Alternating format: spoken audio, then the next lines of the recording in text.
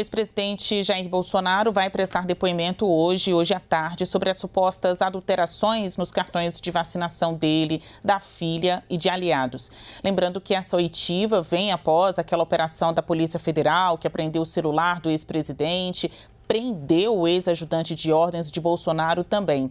Desde então, a situação de Mauro Cid vem se complicando, agora envolvendo até saques feitos por Cid da conta do ex-presidente. Para analisar a prisão de Mauro Cid, o ex-ajudante de ordens, e como isso pode comprometer a situação de Jair Bolsonaro, nós vamos receber agora no CNN Dois Lados os deputados federais Fernanda Melchiona, do PSOL, e José Medeiros, do PL. Tudo bem aos senhores? Muito bom dia. Dia. Hoje é dia de depoimento de Bolsonaro, na quinta-feira vai ter depoimento de Mauro Cid. Quais são as explicações que os senhores acham que ambos conseguem dar nesta semana, que é tão decisiva para esta investigação sobre a suposta fraude no cartão de vacinação do ex-presidente? Investigação essa que acabou desaguando em saques considerados suspeitos até aqui pelos investigadores. O que vocês acham que tanto Bolsonaro quanto o Cid têm para responder a esta investigação? Vou conversar inicialmente com a deputada Fernanda Melchiona. Oi, Basília, primeiro um prazer estar aqui contigo, com todos os telespectadores da CNN, cumprimentar o Zé Medeiros também. Eu acho até que ele devia começar, porque nesse caso eu não imagino que o Bolsonaro pode dizer, é uma defesa do indefensável, né? Como ele tem sempre feito a linha de não sei nada, não sabia nada, não vi nada, eu imagino que ele deva caminhar por esse trilho, né? Porque, digamos que verdade a gente não espera muito do Bolsonaro e tampouco o óbvio, né? No caso, por exemplo, das cartões de vacina, não tem nenhuma lógica. O ajudante de ordens, que inclusive está preso e que a cada momento aparecem novos elementos contra o Mauro Cid, desde a tentativa de reaver joias milionárias retidas corretamente pela Receita Federal, planos de golpe que foram encontrados, né, nos celulares, nas trocas de mensagem do próprio Mauro Cid e, mais recentemente, ontem, a rachadinha da Michele Bolsonaro, que ele pagava com dinheiro vivo despesas pessoais da ex-primeira-dama, dinheiro oriundo claramente de corrupção, ao que aponta essa investigação de que uma empresa contratada pela Codevasp era a origem desse dinheiro em espécie, né, dessa lógica aí extremamente grave envolvendo o presidente e a família do presidente. Aliás, não é um raio no céu azul, né? O Carlos Bolsonaro teve uma identificação de R$91 mil de depósito de dinheiro em espécie, sem nenhuma identificação na conta dele. Mas no caso das vacinas, não tem nenhuma lógica o Mauro Cid ou o Marcelo Câmara, que era o outro assessor com o controle da conta, em determinado momento mudou ali, alterar a comprovação de vacinação, que ele não fez, incluir uma vacinação falsa, às vésperas da viagem dele para os Estados Unidos, um país que apresenta como obrigatoriedade a comprovação de vacinação, e 5 dias depois, né, de ter incluído esses registros falsos, alterar em Duque de Caxias, Basília. Em Duque de Caxias, mas que Duque de Caxias tem a ver com o cartão de vacinação do presidente, se não era um esquema claro para tentar facilitar a entrada dele num país que não só obriga a comprovação da vacinação, como pode custar 10 anos de prisão nos Estados Unidos, falsidades como essa do cartão de vacinação. Então, eu imagino que ele siga nessa linha, o Bolsonaro, que tem desenvolvido até aqui, mas que obviamente é a tentativa de se livrar de um dos vários processos que o responsabilizam em relação a vários desfeitos, né, no seu governo. Obrigada, deputada. Deputado José Medeiros, quais justificativas o senhor acha que tanto Bolsonaro quanto Mauro Cid podem dar, conseguem dar para esta inconsistência nos dados do cartão de vacinas de Bolsonaro e também a localização destes depósitos de valores aí milionários que estavam sob posse do ex-ajudante de ordens, um tenente-coronel? Boa tarde, Basília. Boa tarde, deputada Fernanda. Olha, desde que começou desde que terminou, aliás, a eleição, eu já sabia que o objetivo seria, primeiro, acabar com o legado do governo do presidente Jair Bolsonaro, o que foi logo em seguida taxado o rótulo de herança maldita, quando receberam um governo extremamente saneado e a economia crescendo. E 2, buscar acabar com a reputação, obviamente, visando 2026. O que eu sinto é que, realmente, até agora, o governo ele não tem um plano para o Brasil, mas ele não desceu do palanque e continua no palanque para 2026, tentando acabar, obviamente, com o seu adversário. A meu ver, no caminhar dessas acusações todas, vai sair um atestado de idoneidade para o presidente Jair Bolsonaro. Porque o que eu sinto é que, veja bem, a Polícia Federal, que já foi uma polícia que participou de operações que culminaram na devolução de 15 bilhões de corrupção do governo anterior, que gerou na prisão do atual presidente, que só é candidato porque anularam os processos com base em filigranas, mas não significa que aquilo ali não foram crimes comprovados. Quer dizer, essa Polícia Federal, que fez toda essa odisseia, hoje corre atrás de cartão de vacina. É uma coisa triste de se ver. Então a gente vai ver, desde o início quando você pega a linha do tempo, foram criando fatos e vai passar esse do cartão de vacina e vai vir outro, e vai vir outro, e vai vir outro. E quando acaba, começa a repisar, a requentar, como foi esse da Michelle aí. Então, eu vejo com tranquilidade esse depoimento do presidente Jair Bolsonaro, porque, primeiro, que ele sempre disse que nunca vacinou. Segundo, que está claro que ao entrar nos Estados Unidos, nem solicitado para ele iria ser devido ao passaporte diplomático. Então, eu vejo com muita tranquilidade, Basília, esses depoimentos. Pensando nos argumentos, né, que os dois que vão depor nesta semana, Bolsonaro hoje, Mauro Cid, podem utilizar. A gente está falando, de fato, de uma investigação que começa a partir da suspeita de fraude no cartão de vacinas do então presidente Jair Bolsonaro, e depois vem a apreensão de documentos, de celulares, a prisão destes aliados. Então, houve um efeito colateral. É uma vacina que parte de um cartão de uma investigação que parte de um cartão de vacinas, mas que agora chega a depósitos, esses valores que foram localizados sob posse de Mauro Cid. Então, eu queria que vocês realmente fizessem um exercício sobre como explicar, né, o que a investigação pode fazer a partir disso. São recursos privados, recursos públicos, o método também da utilização de dinheiro vivo, algo que já foi caracterizado em outras investigações. O senhor lembrou bem, José Medeiros, quando a gente faz a cobertura de Lava Jato, Mensalão, a localização de quantias, cifras assim, em dinheiro vivo, era algo característico de esquemas de corrupção. Tem como associar o ex-presidente Jair Bolsonaro à prática de corrupção neste caso? Deputada Melchiona.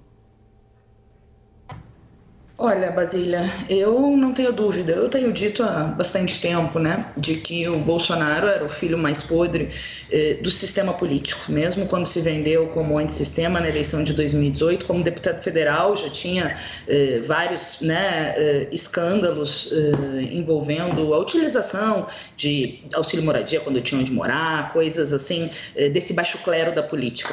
Agora, de lá para cá, se avançou muito nas investigações, boa parte delas o governo federal aparelhou a Polícia Federal, afastou delegados, tentou reverter os processos de investigação, tentou intervir no Rio de Janeiro, no Ministério Público e na investigação envolvendo Flávio Bolsonaro, né, e a prática, né, de rachadinha em relação ao Flávio Bolsonaro, que é o filho dele, ou também a questão do indício de superfaturamento de uma loja de chocolates, que é uma das formas de lavar dinheiro no Brasil, né? Infelizmente, que o crime organizado ou o crime utiliza para lavar dinheiro.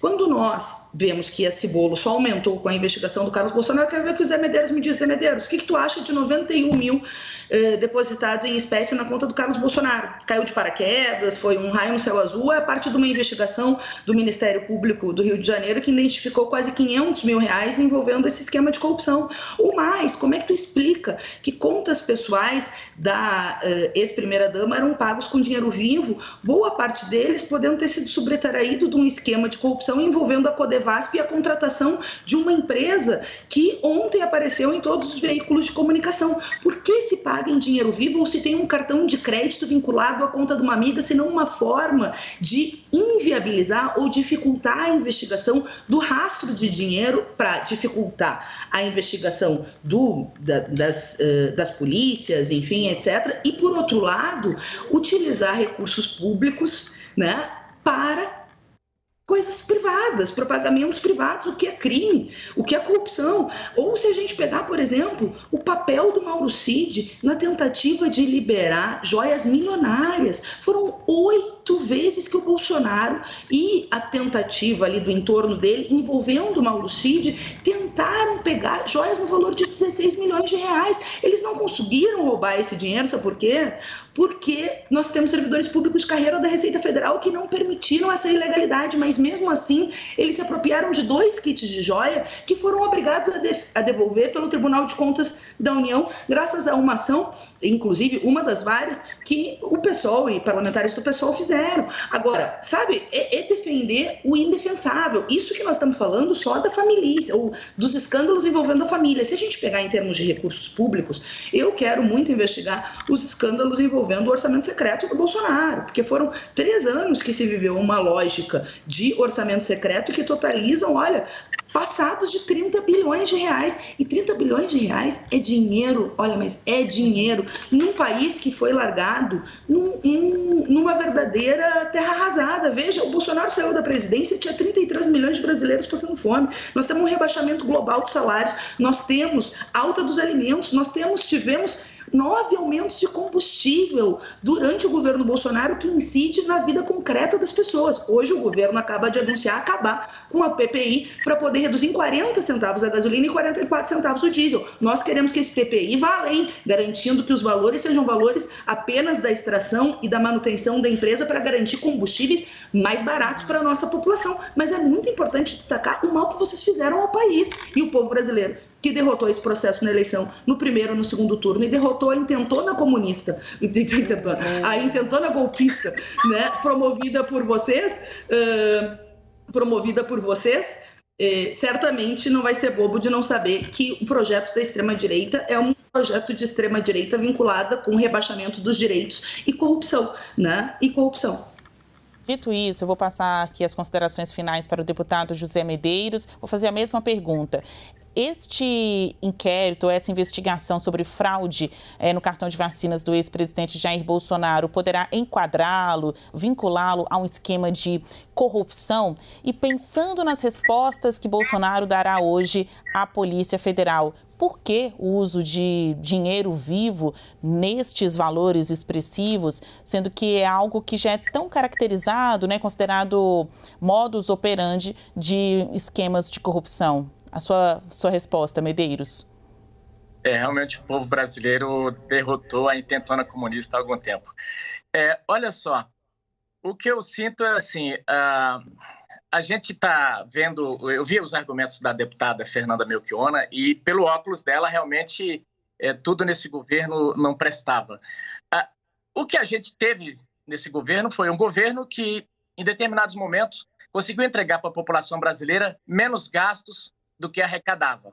Uma economia estável, previsível e uma economia não interventora, coisa que hoje está sendo comemorada em verso e prosa aí para o governo, a questão da Petrobras. Agora, a pergunta que fica, vai entregar a Petrobras nos mesmos moldes que entregaram da outra vez? Da outra vez, saquearam a Petrobras, acabaram com a empresa e agora parece-me que começa o caminho da derrocada da Petrobras, quando você não tem previsibilidade, quando os investidores não sabem o que vai acontecer, quando não tem âncora nenhuma, quando abre tudo. Já acabou com a âncora fiscal, os brasileiros não sabem que âncora vai ter para sustentar a parte fiscal do país, está trazendo esse calabouço fiscal. Então, assim, começa o pé no acelerador em direção ao abismo. E, óbvio, tem que demonizar o Bolsonaro. A comprou em dinheiro vivo, não é proibido usar a moeda corrente do país.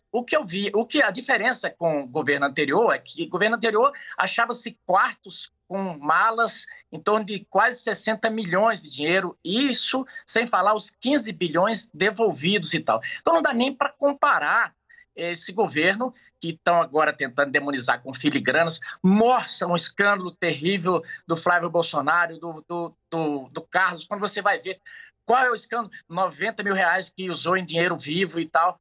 Então, essas coisas todas vão colocando e fazem pelo conjunto da obra, né?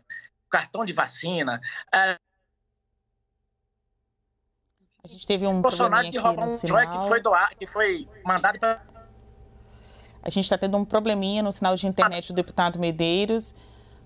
Pode concluir, deputado? O senhor consegue falar? O que eu digo é o seguinte, e já concluo dizendo o seguinte, aqueles 11 containers do Lula, cheios de presentes, e o cofre que foi achado pela Polícia Federal com a espada de ouro cravejada, o Lula tinha roubado? Não, mas para o Bolsonaro a história vale de outro jeito. Nós não tememos essa investigação, Basília. Sentimos que isso aí vai ser um atestado de idoneidade para o presidente Jair Bolsonaro.